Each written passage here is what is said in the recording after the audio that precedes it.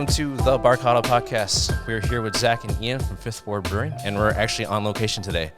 First one that we've done on site and stuff. So yeah, thank you. Thank you for making the time out of your day to share a little bit of your stories and stuff with everybody that's listening out there. So, appreciate it. Yeah. Why don't we start off by introducing yourself a little bit and telling us where you're from and everything. Zach, from Oshkosh, born and raised. Grew up on the south side of town. Went to high school here, Oshkosh West. Then I started cooking in kitchens when I got out of high school. Didn't really know what I was going to do with my life. The restaurant I was working at ended up putting me through a culinary apprenticeship, so I did that for a few years while I was running a kitchen. That's kind of where I learned how to run small businesses. Yeah. And then I started going to UW Oshkosh part-time as I was kind of wrapping up the culinary thing. And, that's pretty much what I did. Yeah. I didn't finish college.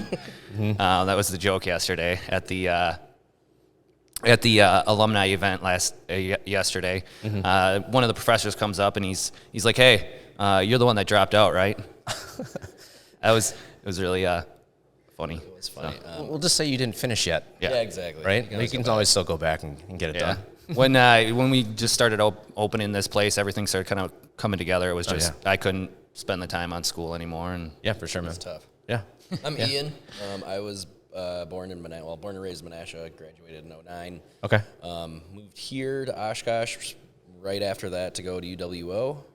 Then graduated in 2013, December 2013. Nice. The biology degree. But in 2010, I'd actually started working at Dublin's Irish Pub, which is where Zach was working at the time. Yeah.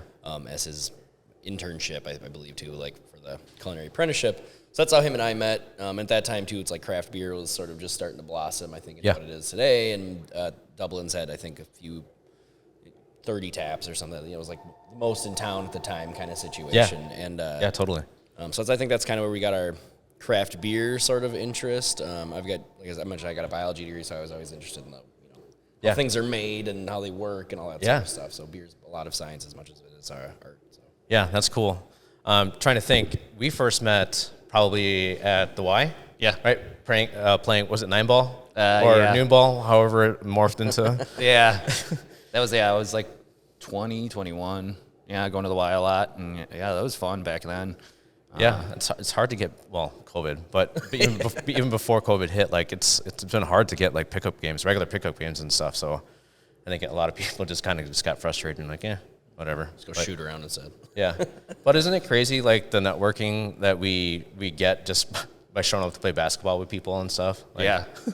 Yeah, those are some fun times. I really miss that stuff because, a lot of the same guys would come and build relationships, and it was a good time. Yeah, then I remember stopping in the Dublins and meeting you guys for the first time, and then it is wild. And we were just, even yesterday too. We were at the 150th sesquicentennial thing at UWO, and turns out when you bring the beer, you're going to meet everybody there. So it was one of those things. I mentioned the networking aspect of stuff. I think this town's a great area. It's small enough that everybody kind of gets to know everybody, but it's large enough that we have enough people here to really do, cool, exciting, fun things. Yeah, for sure. No, I love everything that, you guys have done, and you guys are very active in the community, and thanks for doing that. That's awesome. Yeah, that was part of it from the beginning. We didn't want to, we didn't want to just be in the business community. We wanted to be a real part of it and, kind of give back. And I think it's more fun that way, if you ask me, to know everybody. Yeah.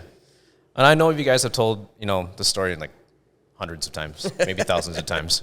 But yeah, tell us like how your passion for, making beer really took off.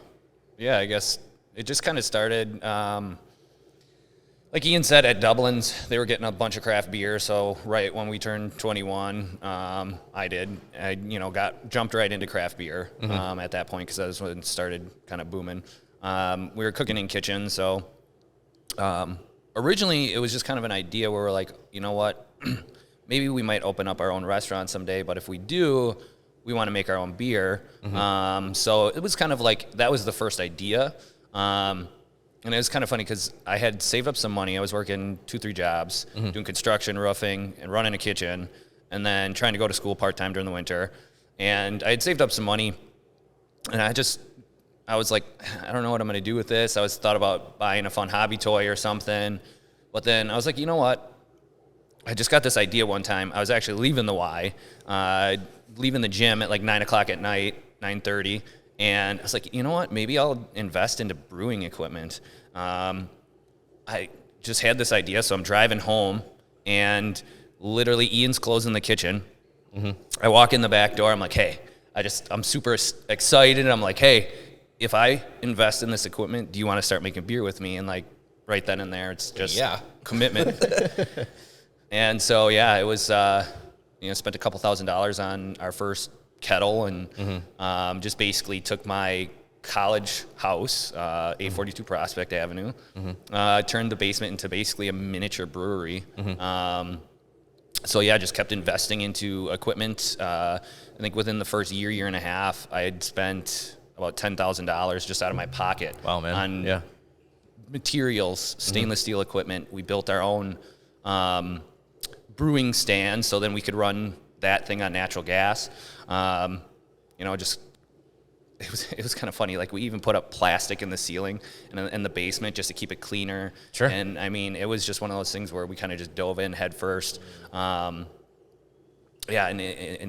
it's funny because like Ian and I, before we even knew how to make beer, I mean, we were talking about some crazy stuff, like where are we going to put the grain and all this, like on big scale before stuff. we ever brewed our first batch, it was like, so where are the farmers that we're going to dump our grain? Like, who's going to come pick up our spent grain? You know, how much are kegs? Like, just all sorts of stuff. But Well, that's cool that you guys are. Well, I mean, if you're going to be starting to do that, like you know the process and like all the things that go with it. Oh, you know? definitely. It is one of the few industries you can get along with like cooking, where it's like you can do it from a hobby, right? Like you don't have to go to school. You don't have to go to culinary arts school. You don't have to go to brewing school to really open up one of those things. Obviously, it helps, for sure, tenfold. But but with brewing, it's like if you know the process and if you're good at doing it, it all scales up at a certain point. Yeah.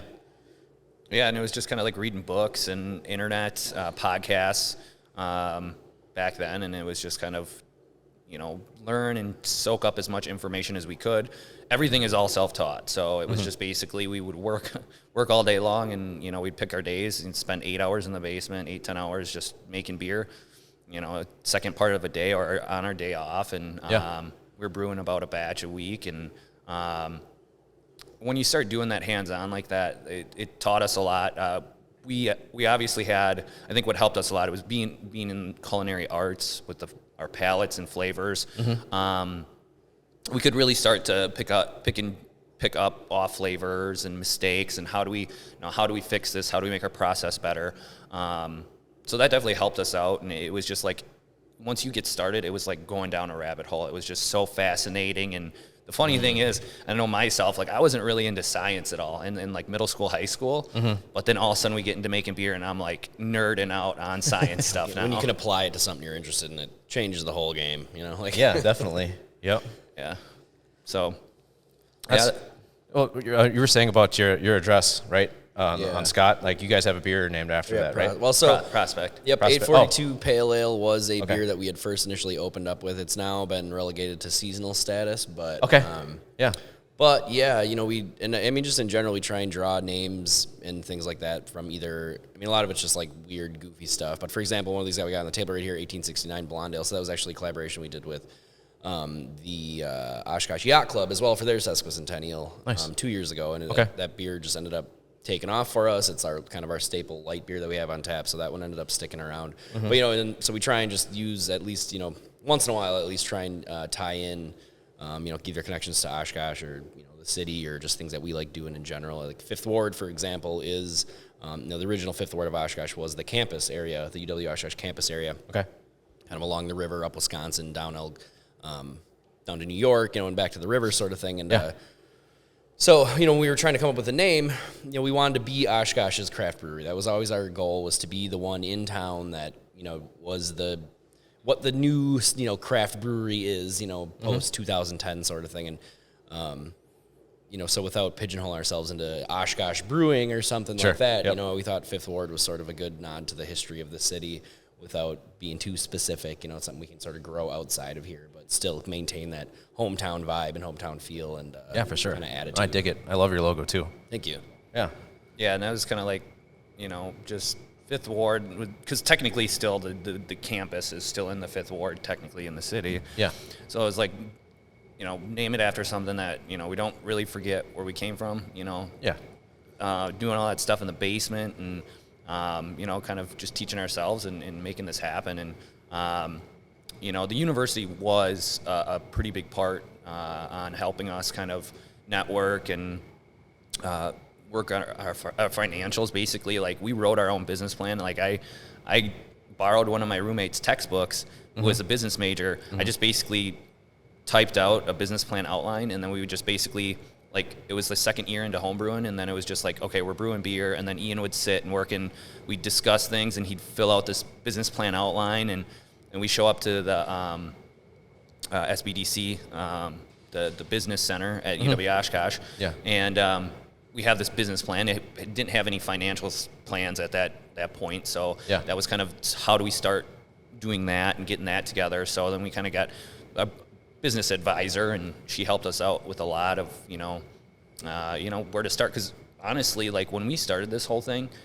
there was no book written to how do you do this. This is step 1, step 2. It was just kind of go with the flow, and we had to figure it out. We had to look on the internet or reach to this person. I mean, we would meet and network with a lot of people just to and there was so many cool people that gave us a lot of good advice, or potentially wanted to help us out too. I mean, there's a lot of people that wanted to invest but legally couldn't because of just how our brewery permits are set up and stuff like that. So there's a lot of pieces to it. So that whole licensing thing is interesting. That could be a whole discussion in itself. Yeah, I still don't really understand it. Like, at least, like, municipality-wise, it's funny because we don't actually hold, like, a liquor license in the city of Oshkosh. So, when we tell people that, they're like, well, how is this legal? It's like, well, okay, so the Wisconsin Brewers Permit allows us to sell beer over the bar, but it has to be craft beer, brewed in Wisconsin, or it's just one of those whole things. But it works. Yeah. Works for us, There you go. Right. And the funny thing is, with our permits, we could serve beer 24 hours a day. So we seriously? Yeah. Yes. If we wanted to, I don't think I'd ever want to do that. But like closing time, right? Closing time's like tied to the license that you hold, and because we don't actually hold like a liquor license, right? So like anybody with a Class B like wine license has to stop serving by 10 p.m. But anyone with a Class A liquor license can serve till bar close, but then they have to close, and but we literally could do 24/7 if we wanted to. Awesome. But who wants to serve beer exactly. We've always thought, wouldn't it be fun to do a lock-in? And then we realized the liability of everybody leaving at 7 in the morning after a night of hanging out in the brewery. You guys must stay here for X amount of time before. Exactly. We all have to sleep here now too. So. Yeah. Well, that's cool, man. Like, especially that you guys were able to like utilize like the resources and stuff that were here in town. Yeah. I mean, we really had to too from the beginning, because I mean, you imagine we were, started brewing. I don't even think I was 21 when we first started home brewing, or I just turned 21.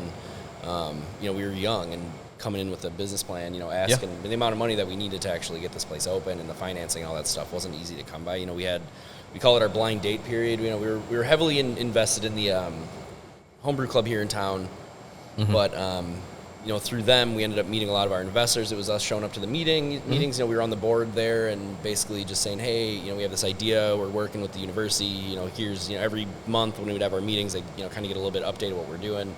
And I know we ended up meeting our third partner, Maurice Berglund, through a connection through the homebrew club and all that. So they were really integral too. So I mean, like you said, it really all did come down to networking and who you end up meeting and knowing and kind of making friends with and all that sort of stuff. But obviously, got to have a good idea. Yeah. No, I'm glad you guys went and pursued, because there's lots of people that want to get into something, they don't know what to do, but you just have to find the right people to connect with it. And be ready to hear no. Oh yeah, by a lot of people. Yep. Like I said, blind date period. I mean, we were just meeting random. Like whoever, we'd get an email or a text, and it was like, hey, this person's interested. It's like, okay, meet us at Dublin's, and we'd be like, oh, like, is that them? Okay, yeah, it looks like them. Hey, like literal blind date sort of stuff. Yeah, and like we actually had beer though to sample because we were home brewing. That was like 3-4 years into home brewing, and so we'd show up and we'd just have like 3 or 4 different beers, and I mean, I would say like the number I kind of came up with, we probably had like a 20% turnaround, whereas like we probably met with like 40, 50 people where it was just like, and then so many people were just like, no, it's not a good time, or I'm not interested. Yeah. Everything we did, what we raised was like private funded, so no family funding. So it was it was definitely interesting going through that whole process. And, you know, we've definitely built a good family, we think, you know, and a lot of those investors support us and help, also are out in the community helping grow the brand. And some of our best ambassadors for sure, you know, and we got lucky too, because we got a lot of them. I think they get the vision, you know, they understand what we're capable of doing here and what the potential is here. And they're not, you know, nobody's sitting there asking for their dollars back. You know what I mean? It's like, and they see our numbers, like you know, they know what we're doing, but it's, I think it's one of those things that they'd rather see the business grow and succeed than, you know, which is great. You couldn't ask for anything more, you know, as a owner operator, you know, like, letting us do what we, think is right. And if it shows, you know, like if it's working, they're not going to have any issues with it. So, yeah. So as you guys were like meeting with your investor partners and stuff like that, were you guys already like scouting locations and stuff, or did you have to secure some like financing first before looking at buildings and whatever? Yeah. So kind of how that started is we were going through, like, we did an accelerator program through the university. So we got some, I think like $5,000 at that time. Yeah. Right on. So we were getting just a little bit of money here and there from these programs that we were doing. I did like a pitch contest I won some money on.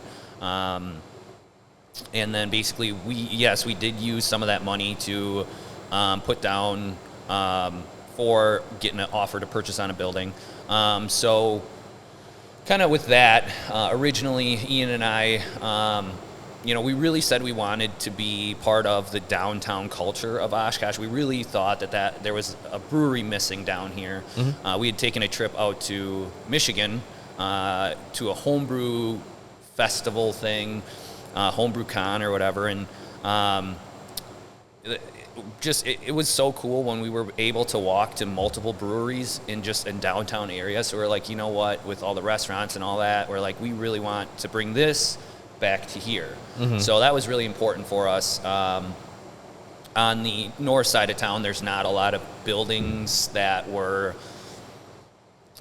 suited for this kind of operation. So there was a lot of like due diligence we had to do on, like, we need the ceiling height because our equipment's so big, and specific water, electricity, floor drains. So there was a lot of buildings that, just automatically we disqualified. And so we originally, we had offered to purchase on 7th and... It was corner 7th in Oregon. It was that old Perfection Distribution building. Okay. It was built in like 1870 or something like that. Yeah, so that building was huge. It had some trashed apartments up top, and we're like, oh yeah, we'll turn the apartments, renovate them, rent them out. We'll make money on that too, and blah blah blah. But then you're a landlord. Yeah, and then there was a bunch of room to grow in that building and stuff. And at that point, we didn't have all of our dollars funded. At that point, we had the backing of our third partner. But we just also still needed to raise some funds. So we kind of went through this period of just kind of just keeping that offer to purchase running. And then finally somebody stepped up and just, here, I'm going to pay cash, buy this thing. Yep. We just... cut our losses. Yeah. I think we lost like maybe $3,000 or $5,000, something on that. It's on that, offer to purchase. But, and then just kind of, as that building went away out of the picture, things kind of started to fall into place for us at that point. Our financing structure was a lot built better. We started to wrap up finding all of our investors, and then Ian and I came and looked at this building. So this was the second building that we seriously looked at. Yeah.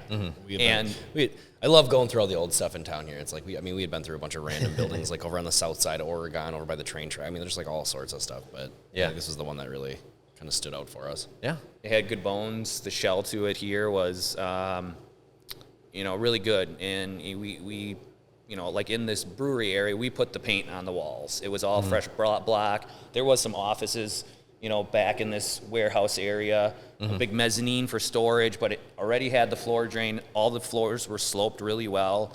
So that saved us a lot of money, and having that is very important because, we're working water and dirty stuff, cleaning all the time. So there was a lot of things about the building, and then the ceiling height, this property we can really grow into, and it fit within the downtown, for sure, feel that we wanted. And we knew that the city was working on coming south, You know, that was part of what we knew was going to happen. So then we wanted to really kind of step in and also be something like that. And the city was really, really, really helpful because they saw that and they saw what kind of anchor business we could be down here. So they're very supportive. You know, they had just written up a whole bunch of new ordinances, so how they want this district to look. So they were flexible, helped us, let us get a bigger parking lot so we could fit more cars in. You know, kind of jumped around some hoops, but worked with us is the biggest point. So, you know, they were really helpful. That's good. Yeah. I mean, like, you know, things happen for a reason, right? I mean, yeah, you guys were out money from that first location that you guys were interested in, but I don't think this could have been, you know, any better of a place for you guys. And like you said, like the expansion, pushing more of the development around here, like lots of cool new things going to be happening here. And the arena wasn't even here before, right? Well, so what ended up happening was that the arena had been, I mean, it took a year and a half or something until they actually decided from the point that that was announced to when it actually got, you know, chose that it was here. And we had bought this property, it was April of 2015. 16 was it? Because we ended up sitting on it for, that's right. So it was April 2016. We still hadn't secured actual, like, our whole, like, financing package for the equipment and all that build out and everything. But Maurice, you know, we had talked about this building. Buckstaff was already coming down. That was for sure. They just didn't know what was going there yet. Obviously, it was like maybe the arena, maybe whatever. And right around, so we had sat here basically for a year on this property, not really touching it. You know, we'd come here and, you know, it was a place now we could show investors. You know, it was one of those sort of things.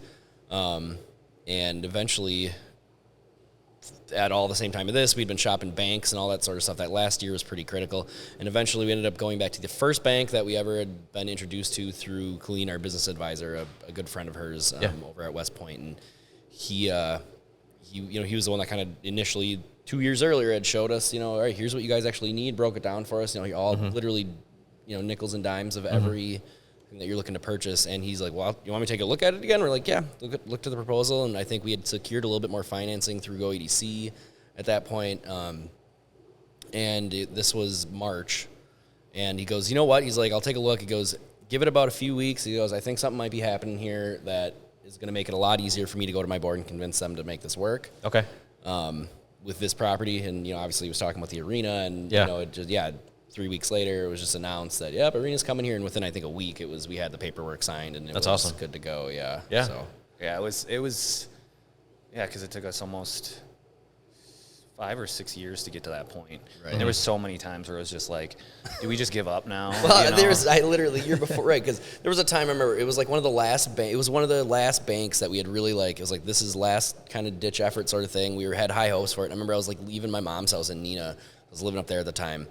And I get I'm driving down County Road A. I'm like halfway to Oshkosh. Zach calls me. He goes, hey, they just told us not to come. So I'm like, I turn around. I'm like, okay. Yeah. Kicking the gut, you know, jeez. And that's when it's like, all right, it's, you know, enough times where, you know, we'd call up Colleen, hey, do you mind if we stop by? And she'd go like, well, yeah, what do you need? It's like, we just need to sit in your office and you need to tell us that this is going to be okay. And we're still, you know, like just some moral support here once in a while, you know, and kind of just let's lay it all out. You know, what are our next moves? What's our options? You know, what can we actually do? So.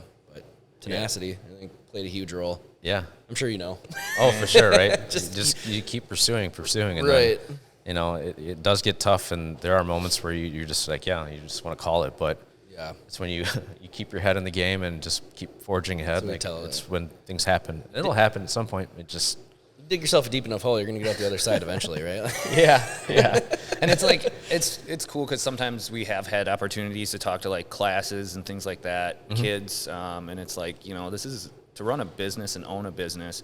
There's just, you got to have a certain ticker in you to like really want to do that all the time and not give up. And, you know, it sounds cool and like, you know, but it's the time, the energy, the passion that makes a business successful. So, you know, it's definitely been a fun run, and you know, we're growing fast now, and it's really exciting to see what's going to happen. You know, the funny thing is, you know, I was always told coming up, you know, wait till, you know, 3-4 years. That's when, you know, the business really starts making money, can, you know, support itself. And I was like, no, we're going to do this right away. Very super ambitious, and you know, it's like in the first couple of years, you know, we bought a really big property, and we, you know, I wouldn't say we struggled, but, you know, it was like, okay, we got to really watch what we're doing and opened a few credit cards.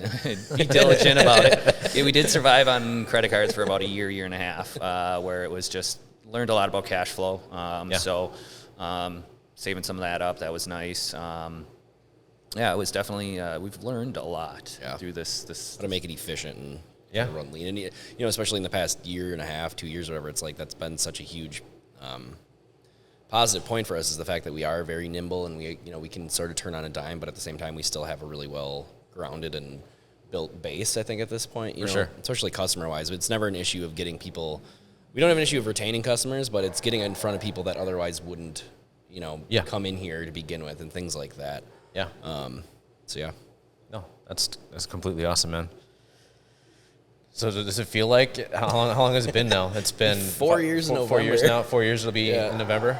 That's awesome. It feels like a eternity and also like a blink of an eye kind of thing, It's crazy thinking back on it, and really it was like a decade ago when we really sort of started doing all this stuff. It's pretty nuts, but there's a saying I've been saying a lot with other people, like the days are long, but the years are fast. Yeah, exactly. They get faster too. It's wild. Yeah.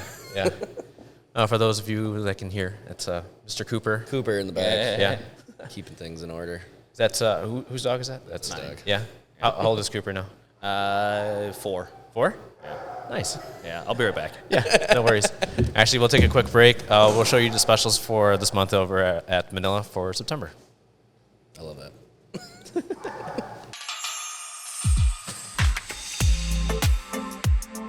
Hi, it's Sarah with Manila Resto, and I'm here to tell you about our Titan Town specials for the month of September.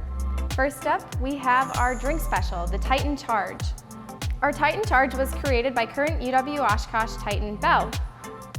The Titan Charge features muddled mint, lemon, and lime, mixed with Bacardi Limon and topped off with lemonade, garnished with a lemon. Enjoy this refreshing Titan Charge as we wrap up the warmer months of the year. Our sushi special for the month is the Clash Roll. Our Clash Roll features tempura battered soft-shell crab and shrimp with cucumber, avocado, and lettuce. The roll is then deep-fried in tempura batter and topped with eel sauce. Our Clash Roll will certainly feed the hungriest Titan out there, or can easily be shared by 2. And our Filipino special for this month is the Titan Bowl. For the Titan Bowl, Chef Ninoy puts together his special fried chicken recipe with 3 fried chicken thighs served with your choice of rice or French fries and a side of house-made gravy. Bring your favorite Titan in and enjoy the Titan Bowl today. Don't forget to enjoy the patio at Manila Resto until October 1st. We'll see you at Manila Resto soon, and happy 150th birthday to UW Oshkosh. Hail Titans! Mabuhay!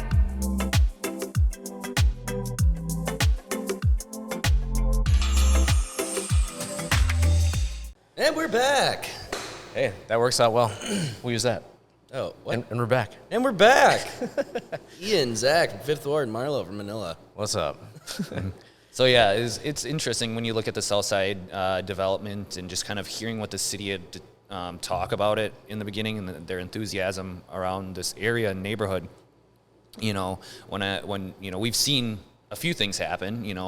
They just tore down a couple really big buildings, made some green space, and actually watching them core sample things and figuring out, what's going to have to be done to redevelop this area. Pioneer Island's demolished, and it's one of the things I've learned and through all this is just the speed of business is not quick. It takes Hurry up so and much. wait.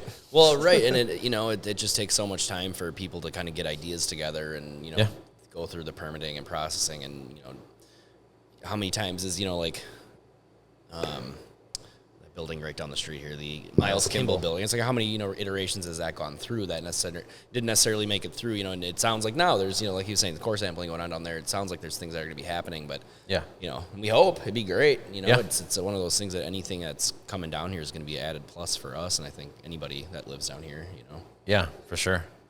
I'm excited. Like the arena's starting to have some more things again. Yeah.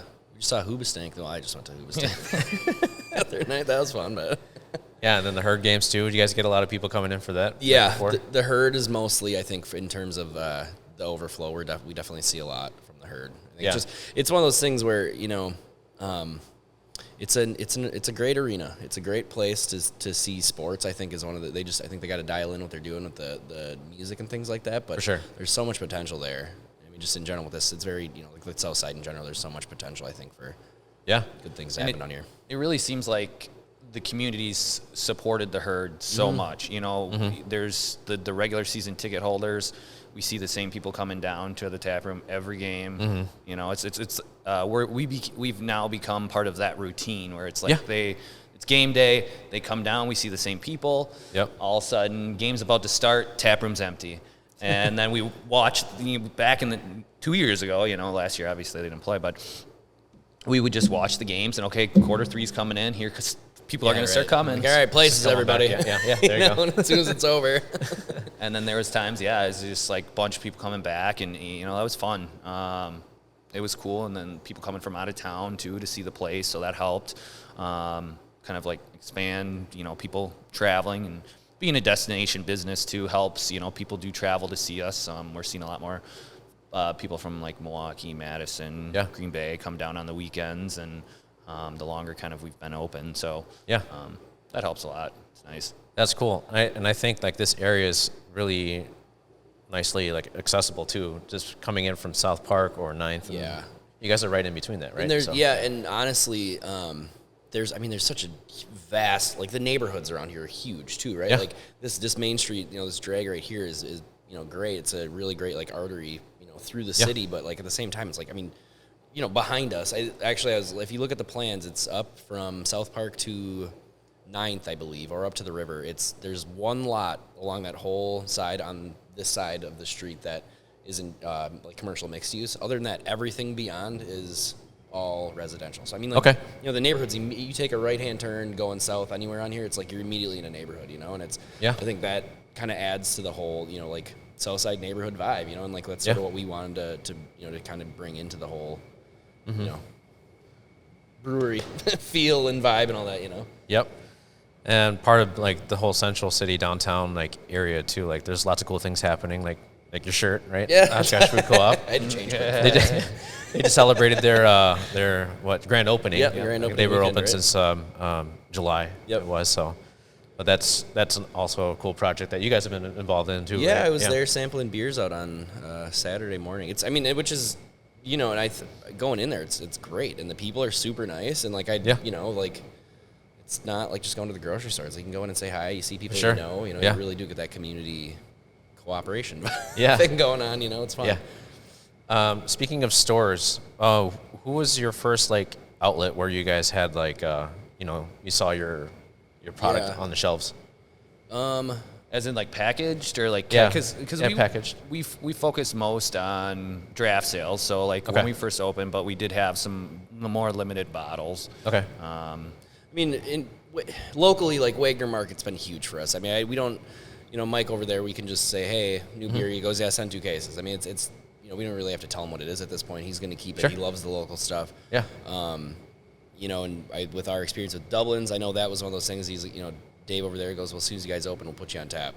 So we got a line there. It's one of those things where building those relationships, I think, helps out a lot. You guys have obviously been good to us, and we were one of us and Beckett's were one of the 2 places that had their lunchbox or jazz box stuff. Yeah, exactly. So it's fun to be able to collaborate on those sorts of levels, especially with outside events. We're in a weird position because it's beer that we can literally like collaborate with anybody. Like we've done stuff with the Oshkosh Humane Society. We have actually a couple employees here that are part of the or work at Christine Ann Domestic Abuse Center, and so it's we have an opportunity to like kind of cross paths with all these sorts of different genres of charitable givings and restaurants and bars and music, musicians, and we've done collaborations with Winnebago Bicycle. It's pretty much endless of what we can do, and I think that's what we love that part of it. It's fun to be able to sort of kind of get our hands in everything, if you will.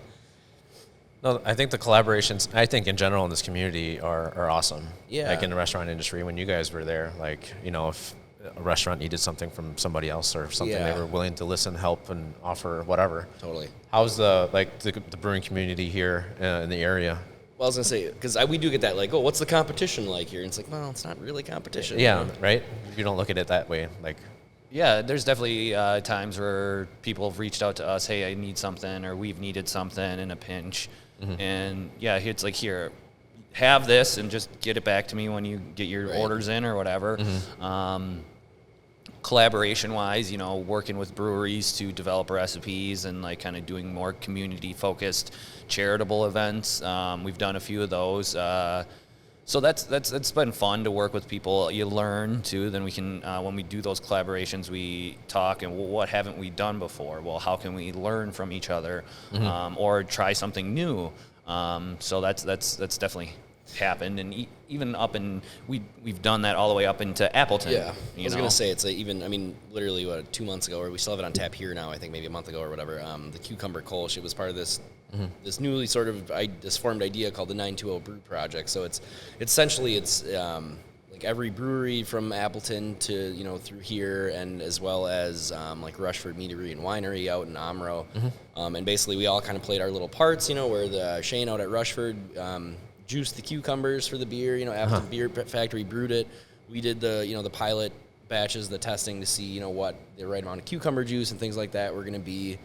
Or no, Jody brewed it, didn't he? Yeah. At Bare Bones, yeah. So, it's not just Oshkosh either. It's like, we're all sort of in, together, and in, coming up in end of October, we got Lagerfest, which is literally just all the local breweries. That's awesome. Bringing lagers and things like that, yeah. So Where is that going to be?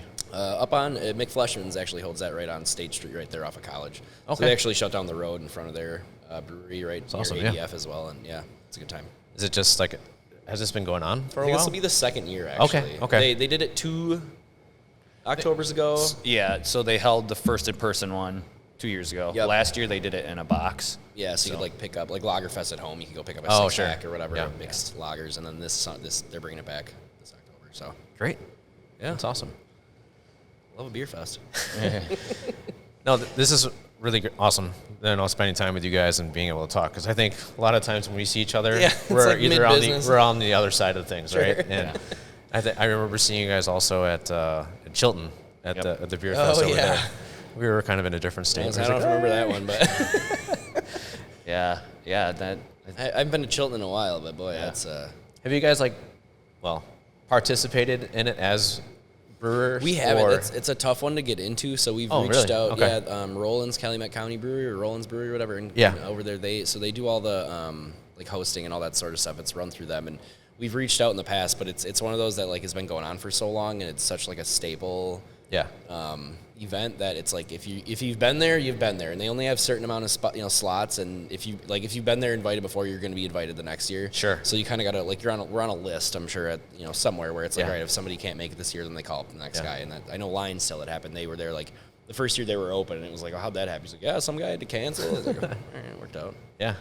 Well, maybe sometime, but otherwise, Yeah. it's not a bad thing to just be attending it, right? Yeah, totally. I mean, yeah, and we used to do a lot of beer festivals and stuff. It's a hustle, doing that and sampling. Yeah, it does help the brand. But then you gotta get bodies there and serving, and it's.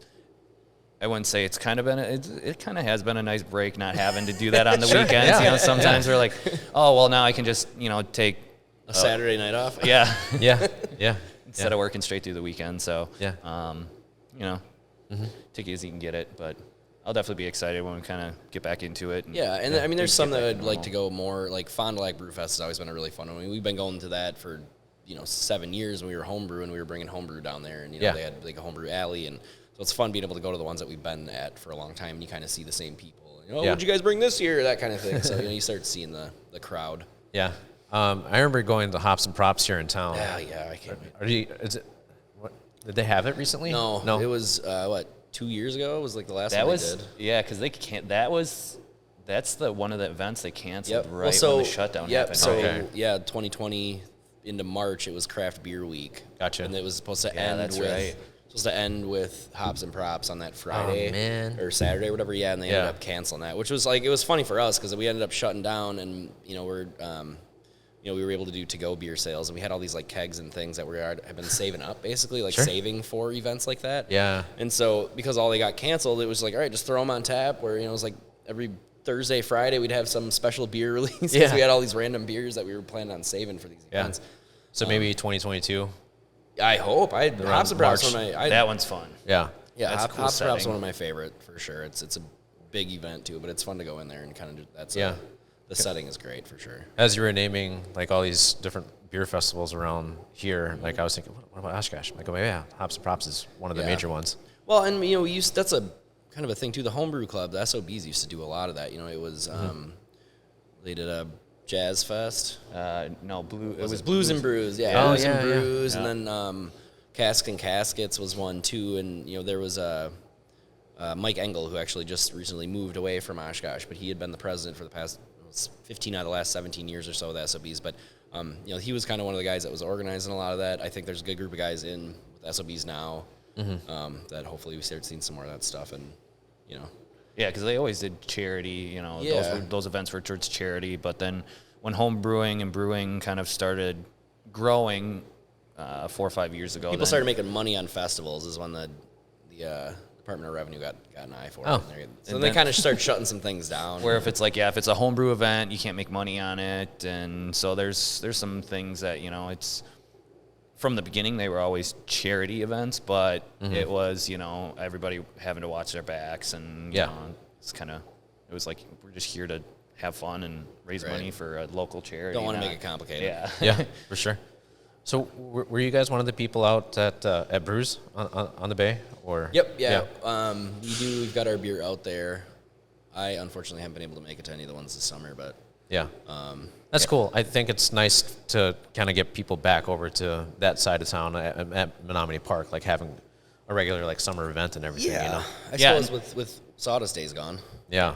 And their whole idea behind that event was to raise money to rebuild, I believe, some shelters out there. So there was like a purpose to that. Yep. So they like have like an actual plan, like, okay, here we're trying to raise extra funds. Yeah, the city wasn't trying to make a bunch of money on it. It was all like going back into park restoration. And, and I get it, and that's one of the reasons I think like it's tough. The alcohol thing in Oshkosh is weird.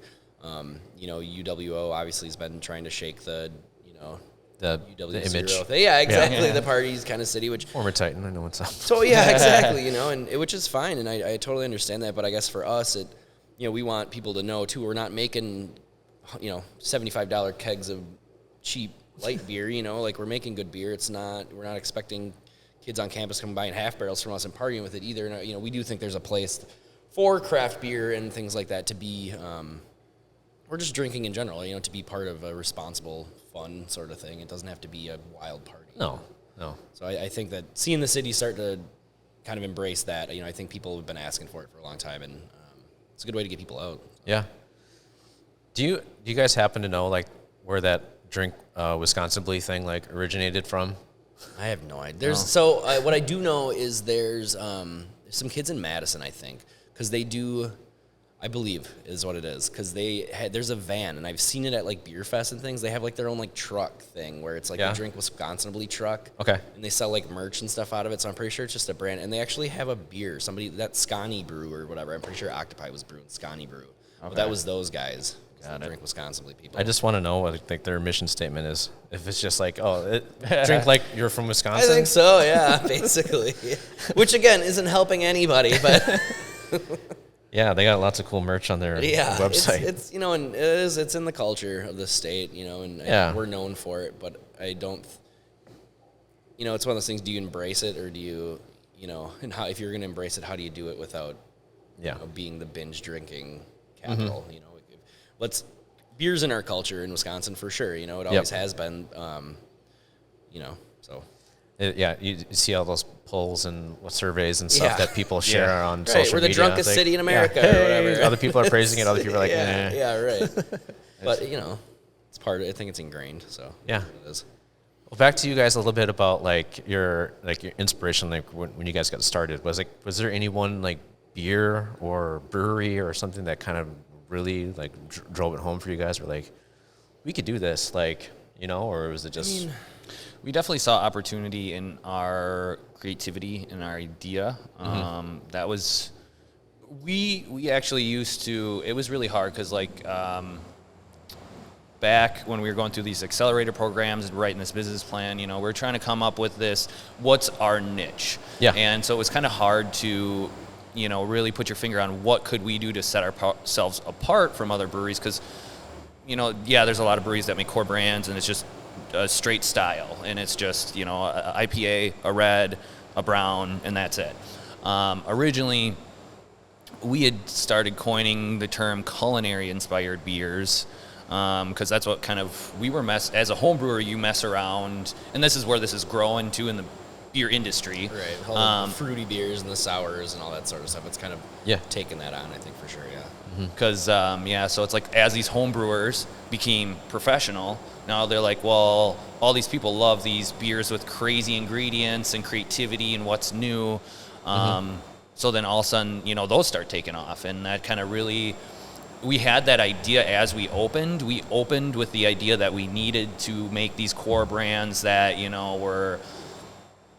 we thought that was the right decision at that point. And we quickly learned that, we within a year or so kind of adjusted, and we're like, okay, we need to be doing new stuff all the time, because that's what's driving more volume, interest, getting people into the tap room, helping us push ourselves to be more creative. That's what the fun stuff is. Right.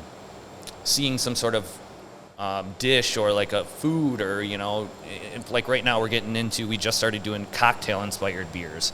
So I don't think I've ever really seen too many people do that, and there's people starting to do it, but we kind of have our own unique way of doing it, to kind of infuse oak chips with alcohol and then using those, so it's legal for us to get some of those flavors into, instead of a faster paced process rather than barrel aging stuff to get the flavor. So those have been really fun. The lunchbox one, Jazz Box, so that was after a lunchbox. Amaretto soaked oak chips and a bunch of orange puree, orange zest, and it literally tastes just like a lunchbox. Yeah, it's good. And the next one we're doing, I'm really excited for Mai Tai. So that'll be fun. So we got our plans for the rest of the year. Pretty made up, and we're excited to come up with some new stuff and some barrel aged things like that for the anniversary party we got working on, and just a few different styles that we've never put out in large quantities before too. So I don't know, this might be a little loaded question, but like when you guys are like developing your new recipes and everything like that, how do you keep track of everything? Do you just keep the measurements down and everything like that, and then it's a little notebook that says plans to take over the world. We do it, So we used to do a lot of pilot batches. So like when we make our sour beers, we make like a sour base beer that essentially across the board is going to be the same for every beer we do. If it's going to be like something we use like a bunch of lime puree, and we'll make it a little bit less tart. Try and keep it balanced. But when we make those beers, what we're able to do is pull off half barrels or so, like kegs of it that aren't carbonated yet. And then we have a larger tank that we're able to put 15 gallons of beer into, and then kind of dose that with different fruits. And if there's something we've never used before, we want to try it out without putting it into investing in a whole big batch of it or whatever. Basically, it's just a way for us to mess around. We've had a lot of our really good ideas come out of that. We've had some that weren't the best come out of that too. But yeah, so that's a fun way for us to mess around, I guess. But using the ingredients in general, over the time, you just get better and better at using them, and sort of the malts and the hops and all that. You kind of get familiar with what the flavor profiles are and what ratios you can get away with using them in, and stuff like that. So Well, when you guys go on vacations, I know for me, I love to look for. Well, yeah, right. Well, whenever you do get the chance to step away, do you guys ever plan it around maybe like a specific brewery or anything like that? Yeah. I guess my vacations now are. I was just up in Door County for my birthday, end of August, and it was like I went to Door County Brewing twice, and then I went and checked. There's some other little brewery that just opened up, so that's part of. It's not work going to a brewery, you know what I mean? If you're into it, if you like doing it, it's something that if you're passionate about it. I can't imagine anybody that works at a mill is I'm checking out the mill, and it's not. It's fun, and it's especially being in the industry. There's sort of, I'm sure it's like talking to other restaurateurs and stuff. It's when you see people and you can connect on a different level of stuff and talk shop, and it's a good time, and it's beer, so it could be worse. And like you said, others can relate to what you're going through and all totally. that kind of stuff, you know, because they don't just open up to anybody. Right. We were just up in Alaska in Anchorage. Okay. And, of course, Alaskan beer is out there. Yep. And I'm thankful that they ship this far east. I Right. think Wisconsin's probably one of the last states or something they ship because of, so. to It keep might be, everything yeah. fresh.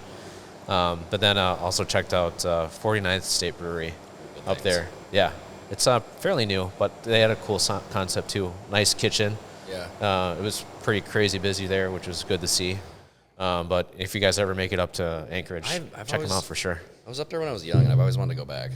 Yeah. Alaska's a cool place. Yeah. Cooper, what are you doing, man? Maybe we should take a break. And No, we're cool. okay. I'm cool if you guys are cool. Yeah, I don't care. Yeah. No, when I was just walking through the building with Zach earlier, I drive past here every day, you know, either taking the kids to school or Sure. going to and back from, Manila. I mean, yeah, this is a big space. it looks bigger inside than it does outside, I think. Like a lot of people are like, I didn't realize it was so expansive. But sure. there's a lot of room to grow into it. And you guys did a really great job, I think, with the back, turning that Oh, into yeah. your little beer garden and everything. Yeah. Yes. Yeah, just kind of finishing up some things this year, getting the bar top finished, and then the lights we just hung. That was a whole idea and process, and we built it so then we were going to take the lights down in this winter and then restring them up next year. And then Okay. I think we learned a little bit on putting those up, and we got to readjust some things and just kind of improving it here and there. And Yeah. I got some painting done back there, which is nice. So hopefully kind of making a push next year to really kind of get the space really up and running right away. Yeah.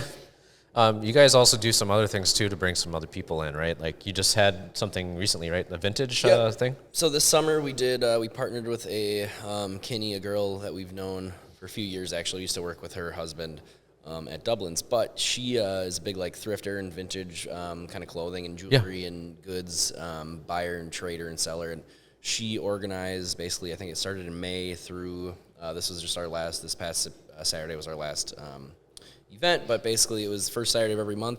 She had about 12 to 15 different vendors come through, and they all kind of had their own different styles of clothing and things that they were selling.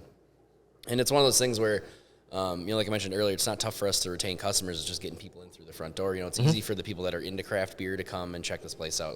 We're a destination for those people already, but I think there's people that don't understand that they have never had a craft beer that they like or just don't think they like craft beer, but this is something that'll bring them out. Yeah. I know October 4th we have one of Zach's actually college roommates, Jared, who works at UWO now, he's a big Breweriana collector, so old, especially Oshkosh, Chief Oshkosh, People's Brewing, all that kind of stuff. He collects a lot of that, and he's organized. This will be the third one, October 4th. It's just a Breweriana, but gosh, it's good Breweriana trade show. It's called so, but it's great. I mean, it gets packed with full of people, and again, it's people that we may never see. It's a lot of these older gentlemen that are big into collecting these old style beer things, and maybe aren't big craft beer drinkers. They think of themselves more as the classic Miller, whatever light kind of beers or just classic styles. But I swear every time they come, they always end up finding something they like here. And it's you talk to them, you kind of walk them through what we got, and eventually they figure something out they like, and it's pretty great. And then they know that, and then we'll see them out and about and be like, oh yeah, I was at the, it's all right, cool. They remember. So yeah, and it's crazy at those things. I mean, the pristine merchandise that some of those guys have from those events, and booklets of old beer labels, every beer label Oshkosh Brewing Company has ever came out with. Mint condition too? Yes. Yeah. Oh, that's nuts. It's wild. intense. Yeah. And some of those guys are super serious about it. And of course too, it's all there aren't many people with the vintage market. We'll get some people that just walking by that'll come in and check it out and maybe buy some stuff. But it's these guys. It's more just them buying and selling to each other. It's cool. It's kind of a museum sort of thing. Go check out all the old stuff. But for the most part, it's those guys just trade and stuff. But it's still a good time. Yeah, that. And we're actually hopefully going to start up comedy soon Yep. again. Yeah. So Oh, actually, cool. first Friday of starting in October. I think it might be the 1st or the 3rd or something. But yeah, so we this is something we were doing pre-COVID, and we were basically just through the winter months when we're usually, summer months we'll have bands and things outside, but winter months we try and keep the live entertainment stuff going. And there's a gentleman that we met through a family member of mine, and he's basically taking it on to do Who's on Fifth stand-up comedy showcase. It's called basically, first Friday of every month. We go from 9:30 to 11 p.m. It's a 90-minute set. There's usually 3, 4, or 5 different stand-ups. Yeah, that's awesome. People from like Illinois. Yeah, he gets people from Milwaukee Chicago. and stuff. It's a good time. Yeah, he good. knows some people, and it's there's been some. Still getting the funny logistics figuring out too. It's tough to stand up in a bar. Isn't the easiest thing, especially like a long. If people don't know that it's happening when they come in, it's like, all right, stand up happening. Like try and keep it a little. Sure, the low, conversation's down yeah, to exactly. whatever. Kind of empower everybody to tell their neighbor to shut up if they have to. Like one of those sort of things. But it's a good time, yeah. And if you get some good comedians and a good crowd going, it's a blast.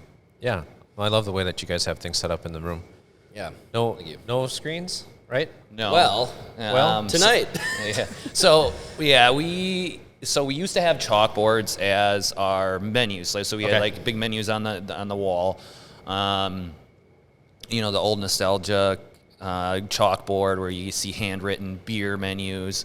Mm-hmm. It just got it became so much of a chore to just take it down, erase it, repaint it. We made these own chalkboards, so the chalkboard paint, you have to repaint it every once in a while. Yep. It just became so much of a chore because we're going through batches faster now and putting out more beers, more than we ever have. So it's just like we couldn't keep up with it, and it was kind of funny because I actually the day I finally I was like, screw it, we're doing this, because I was like, we're done with these chalkboards. I got a phone call. Some guy, he calls, and one of the bartenders say, hey, this guy wants to talk to you, and he goes, hey, I've been coming to your place since you guys opened. Lately, every time I come here, there's out signs or whatever, last chance, or are you guys even making beer anymore? And I'm like, hey man, we're in a really tough spot, and we're selling so much beer, we're actually running out of beer because we're selling so much, and things just started selling faster than we could keep up with, and this summer was crazy. And we're in the process of starting to work to hire more people so we could grow. Yeah. And so I gave him this whole spiel for like 5 minutes and said, hey, if you know anybody that wants a brewing job, and send them my way. I was like, so we can keep up with it. And then at that day, I was like, you know what? We're taking those chalkboards down. It should look. We're just going to use the TVs for beer menus. They're not going to be hooked up to a cable box or anything. So those will be kept up to date. Which is nice. So I'm excited about that. Digital menus, but it's still something. No, I get it. Like we have a chalkboard too. But we only change it once a month. Right. Yeah. We got new specials and everything like that.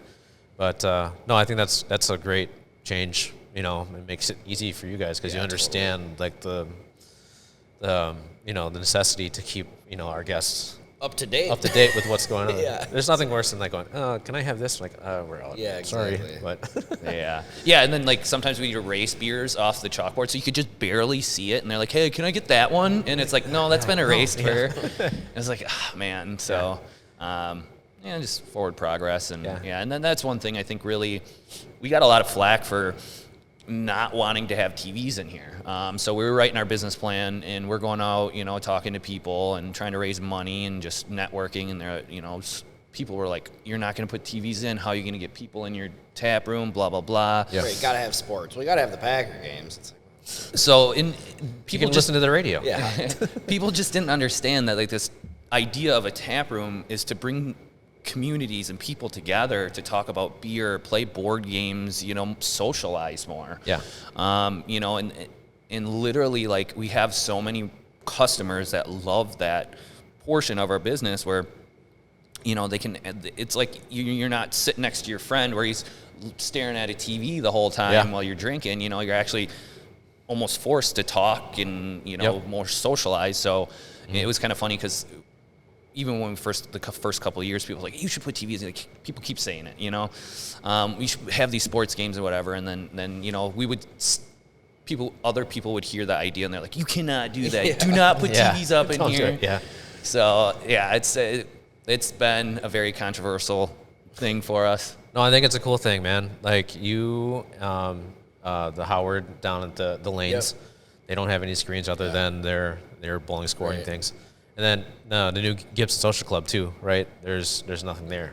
I haven't been yet, but there's no screens either, and I think that's a beautiful thing now in this day and age. You know what I mean? So, I mean, if people really want to come over here, enjoy, the atmosphere, and they can seriously pop up their phone up and it does I've seen happen. it. Yeah, we've seen it. yeah.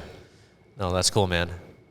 Well, congrats on everything that you guys have done, and I look forward to seeing you guys grow over the next years to come. Yeah, definitely. Thank you. Yeah. Appreciate that. No. One more question for you guys. Remember your first beer? Remember what it was? That we brewed? No, you had Oh, yourself. ever? Yeah. I You don't have to disclose the age. No, That's fine. I do actually, and I was really young actually. It was one of those things. It was Leinenkugel's Honey Weiss. Really? I remember very specifically, and it was my dad. I must have been 6 or something. And it was one of those I was sitting on my dad's lap, and we were having a cookout, and there was a bunch of people at our house, and I just grabbed it. Yeah, I grabbed it and took a sip, and I just, that flavor in my mind, when I still taste it today, it's so distinct in my mind. Huh. That's awesome. It's kind of same situation. I had been 9 or 10, and I was sitting down at the kitchen table, eating, and I had my glass of whatever, and then my dad had set a beer down, and I accidentally was just watching the TV and then grabbed the beer and just was disgusted. I think it was Miller High Life or something like that, and yeah, that was an interesting experience at that time. You just never tasted anything like that, and I remember being young and being how can people drink beer? Yeah. And then all of a sudden it's you get older and now it's crazy, all the different flavors. And I remember getting 6-packs of Heineken in high school, thinking we were fancy. That was fancy. I guess, yeah. Some Rolling Rock, It's, but it was Bud Light for me, from what I can remember. And thinking back now, when you if you had a Bud Light now, it's really? Yeah. Yeah, it's a Bud Light has its place. sure, right? totally. Yeah. But you're right. Once you get used to drinking the craftier stuff, the light stuff starts just tasting less. It's your frame of reference just widens, and you're oh, okay, this is just water basically. At the end Yeah, for sure. Nice. Any shout outs you want to give? Crew, family, friends? Well, Mo, we always got to shout out Mo. Maurice, it's our boy. Yeah. our investors, like we said Fifth before. Ward family. Yeah. The customers that support us, super important, because we wouldn't be here and successful like we are if it wasn't for the people coming in the front door, supporting us. And Clean Merrill, if you're watching this, come visit us because it's been too long. Yeah, and just the business community here in Oshkosh, it's cool to be a part of. Everybody, there's a lot of people that will help each other out. And I will say too, as we get older, I'm feeling this at least.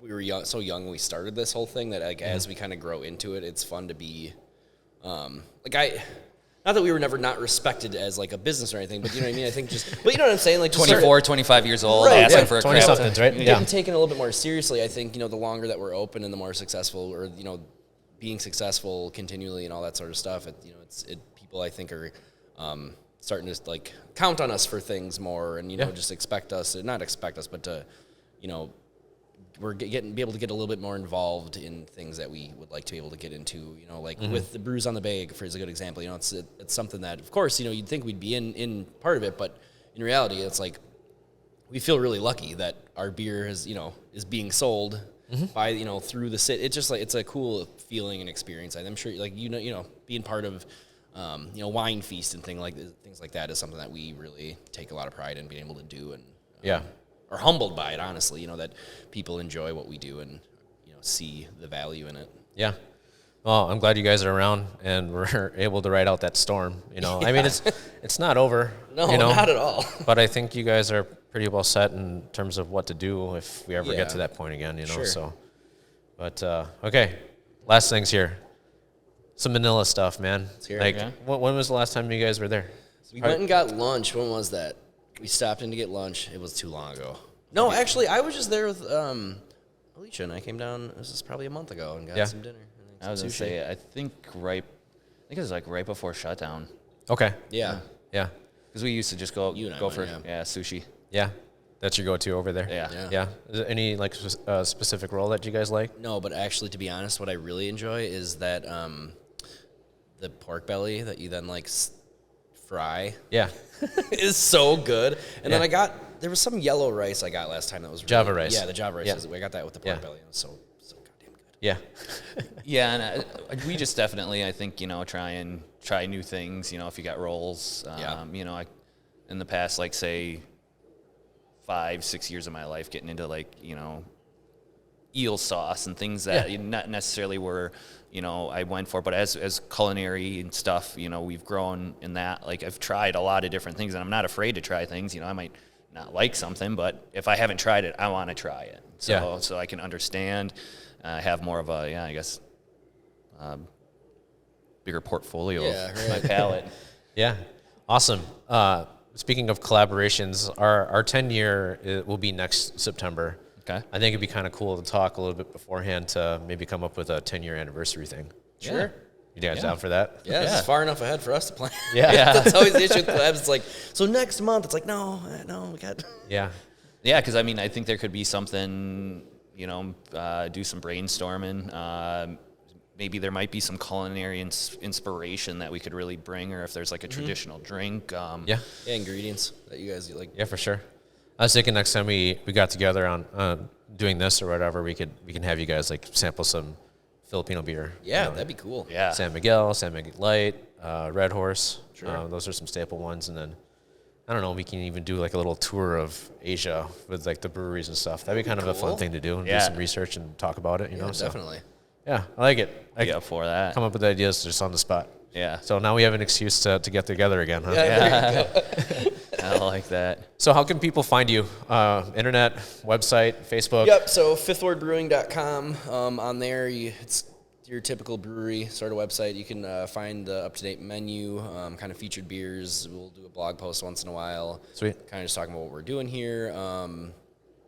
If you're looking to get history of the brewery and all that, kind of our backstories, that's on there as well. Yeah. Also for anybody like restaurant owners, things like that, we do have a link on there for people that are looking to get our beer in stock and things. Yeah. Otherwise, our Facebook page, just Fifth Ward Brewing on Facebook, Instagram, or Twitter. We don't really have much. It's more of a cross-post thing. But yeah. And then, we're down here on South Main, 1009 South Main. You guys are open every day. So Tuesday through Thursday, 3 to 10, Friday, Saturday, noon to midnight, and then Sunday, noon to 6, and then closed on Mondays.